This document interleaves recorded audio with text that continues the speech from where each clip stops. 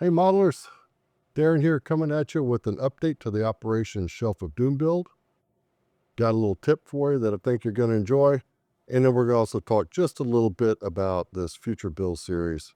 Show you a couple things I got in the mail to support that. So sit back and enjoy.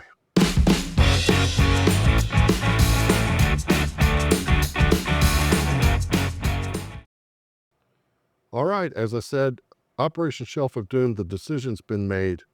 I want to thank all y'all that left comments in the comments section to help make that decision possible. The emails, the PMs I got on Facebook, I really appreciate the interaction. We'll get into that kit here in just a few minutes and kind of show you where I'm at with that. I also, like I said before, have a tip that I think would be helpful when it comes to decaling, and especially your microsaw and your microset solutions. So I'll talk briefly about that.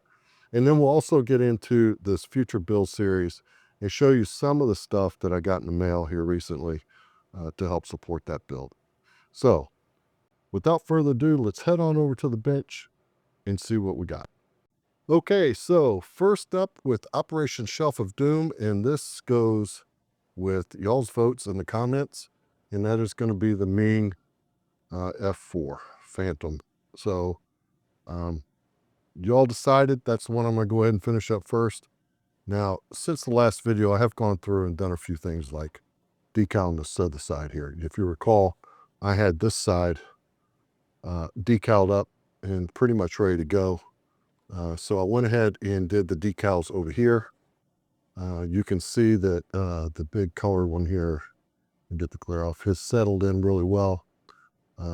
Now I will settle, I like to go back after a few days and cut my panel lines and go back and hit it again with some microsaw.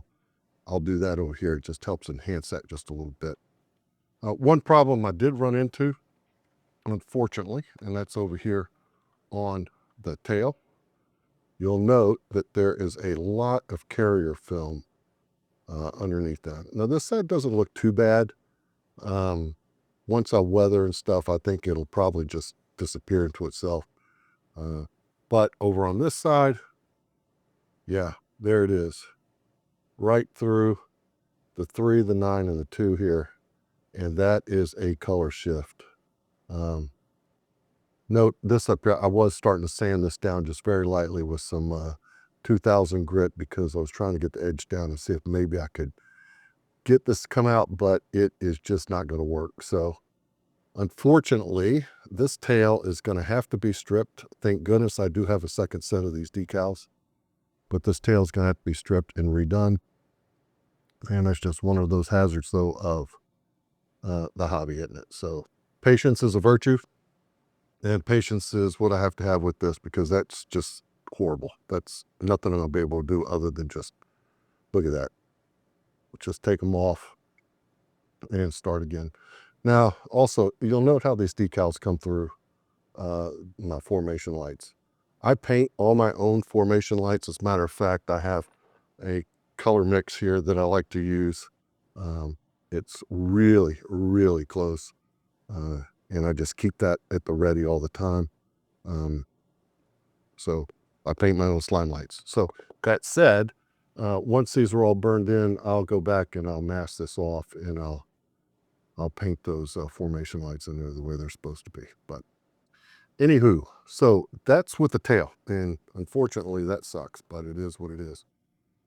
Now, what's left on this? Really not a lot. I've got to get the decaling finished. I've got to, as I said before, get through and paint these wheel wells. The big part of this is going to be going through and detailing the landing gear and getting those landing gear down locks in place with the tape. Like I'd said, I will film that as I'm going through. I will film my painting and some of the weathering on this thing as we button it up in the Operation Shelf of Doom. So keep an eye out for those videos to come. As I said, and we're going to talk about this in a second, I got another project that I'm going to be working, and it's going to be a series build. And I'll show that to you here in just a minute, but these videos will be interlaced. So make sure that you are going up and doing the whole 9 yards, right? I hate saying it, but I'm going to say it anyway. subscribe, and hit the notification bell so that you're notified when I upload new stuff. Hey, it's free and it really helps me out. And I really would like to have you as a subscriber. So go ahead and check that out. So anyway, that's going to be first up on the old Shelf of Doom, Operation Shelf of Doom, is we're going to finish up this Ming F4. Looking forward to it. Now, this is going to bring me to a real quick tip. I saw this online somewhere and I went ahead and jumped on it. And that comes to whenever you're using microset and the old microsaw. A lot of people end up knocking these bottles over. And of course, there's all sorts of little 3D printed. I got this from John over at Masterpiece Models. You know, this fits in there just fine and keeps it from knocking over. But one of the tricks I found that I thought was really, really cool are these water brush pens. Mr. Pen water brush pens. I got these on Amazon. I think they were $5 or just $4.50, something like that. And this is really cool. So what I did was take and I put tape around the end. Blue is what? That's microset. And the orangish red is microsaw. And I filled these up. And now I've had this filled up for about 3 weeks and it has not gone away. It has not evaporated in any way. And what this allows you to do is now you can squeeze these, and this is a water brush.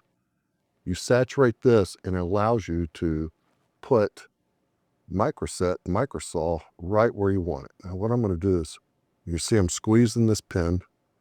We're getting some of the stuff out. And it allows you to go into your kit and look at this. When you're putting your decals down, you can put down exactly what you want, where you need it. And there's no more spilling or anything like that. They come in several different sizes. This is the fine point.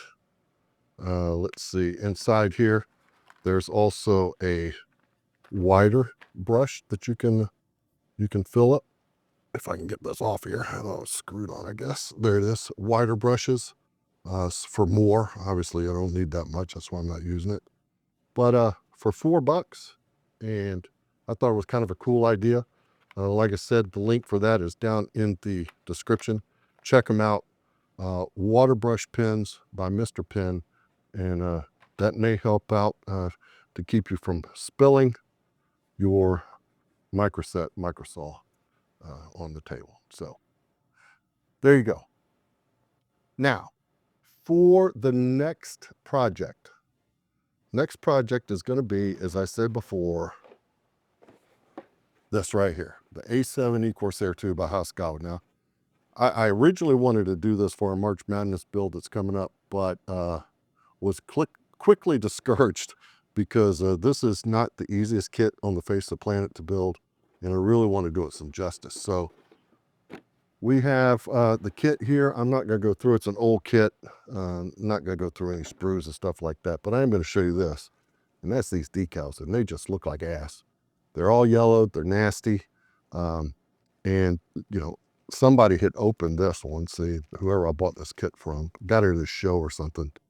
Look at these. Wow, just nasty. I bet they'll fall apart too. So I had to go out and I had to source other decals, and I did that through our good buddy Furball Jeff over at Furball Aero Designs, and I got the low vis sloughs. These are the stickers, I like to call them, that I'm going to use. And I'm kind of undecided as to which scheme I want to do. I think that I'm going to do this Cagbird from VA22, and it's simply because I deployed, here's a picture of it. It'll be one of these two, but I'm debating on the Cagbird from VA22, and that's because I was actually on this deployment. The one below it, I'm just not feeling the camo, but this was part of that deployment as well when we sunk those Iranian frigate in the Persian Gulf in the Straits of Hormuz off USS Enterprise. So it's Operation Praying Mantis. But in any case, I think this is the one that I'm going to do just for sentimental reasons. Now, I also mentioned Furball Jeff because, as I said, this was opened and the glass is gone. And Jeff was kind enough to mail to me a set he had left from when he developed these stickers right here. So a lot of times he has to cut the kit up so he can go in and make measurements and do what he needs to do. So he had this set of transparent parts for me and he sent it to me. Next, as I'm going through this box, I came across, check that out, seamless suckers. But we're not going to use this. And why are we not going to use that? Well, I just happened to get in the mail, and I love getting stuff in the mail. And this came from Ukraine, and I love getting stuff from Ukraine. You know why? Because 9 times out of 10, that means it's coming from ResKit. And I'm going to go ahead and open this up. This came yesterday. And I know what it is because I haven't made any other orders, but I just want to open up with you guys. This is going to be all the ResKit. There it is, A7 extra goodies. Look at that. Now, first thing I want to say is I am a ResKit fanboy. I think they do a great job with their research. I think that their printing is second to none. It's just really, really good stuff. And it shows just with the packaging. Now, look, this came all the way from Ukraine, and you can see how it's packaged. There's no damage to any boxes or anything in here. It's all packaged very well. I'm going to go ahead and take these out. And we'll just do a cursory look here because I'm not going to get into a full review of all these piece parts. I can if you would like at some point, but you're going to see as I'm building these how they go together, etc. So I don't know that there's really a reason to do that at this time. But so we'll cut these open, and let's see. First one, let's do this one first.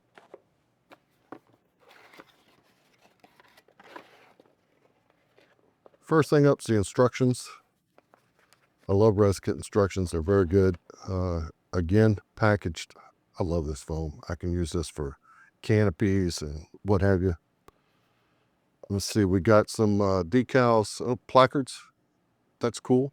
So placards, I'm going to assume for the landing gear. So I'm not going to go through the whole thing. This is the landing gear section. Now look how these are caged. I mean, they really protect these things well. You're going to have to get in there and get a lot of this cut out. All the hydraulic lines are in there. If you can see in.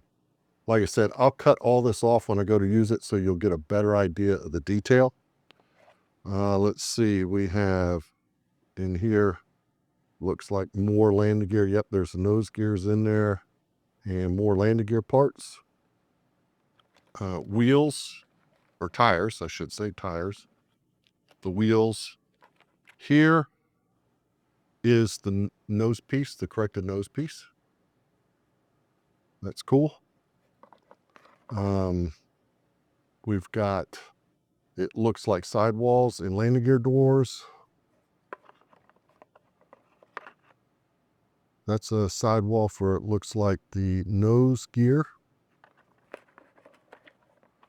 This is really cool. Check this out.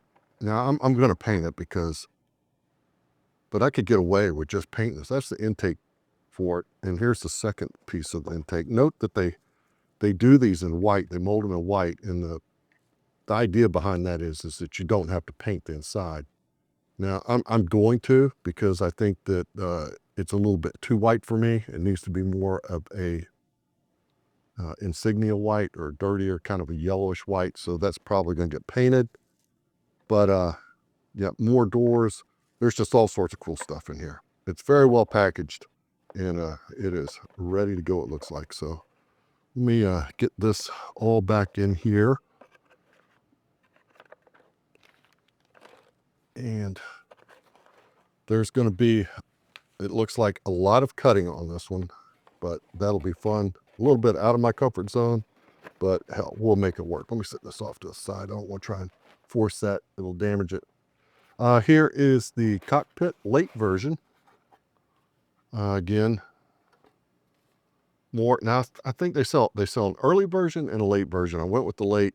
They also have a set where they have their 3D printed consoles. I didn't go with that. I would rather do my own consoles and do those up with a little bit of dry brushing, but they sell two different ones. So there's the actual cockpit. Here again, you can look in there, you can see some of the detail work.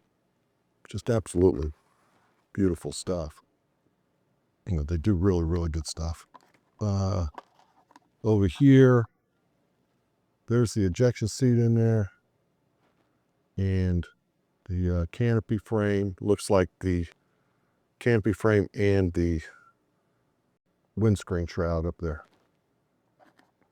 We have, there's a shot of the instrument panel in there. I'm not going to take this out right now. Don't want stuff to get straight out. And it looks like the side pieces for the cockpit there. So that's in there. And then, lastly, we have the corrected exhaust nozzle, which is all wrapped. That slides off. And there she is, the corrected nozzle, which we'll be using as well. And in here with that, all the associated piece parts and engine exhaust right here. So a lot of resin piece parts that we're going to be using. I think this is going to be a fun build, and I hope that y'all will follow along with me. And remember, it's not hard to follow along. All you have to do is go ahead and hit the subscribe button. Again, that's free, doesn't cost anything, helps me out tremendously. And make sure you hit the notification bell, so you're notified whenever I upload another episode. So again, thank you very much for joining me today, for checking out the channel, for checking out the video. I really appreciate it. I look forward to the next one. So here, another week and a half, 2 weeks or so, you should see another episode come out. Until then, let's all be good to each other. And for God's sakes, man, you get out to your bench and build something. That's it for now. Peace.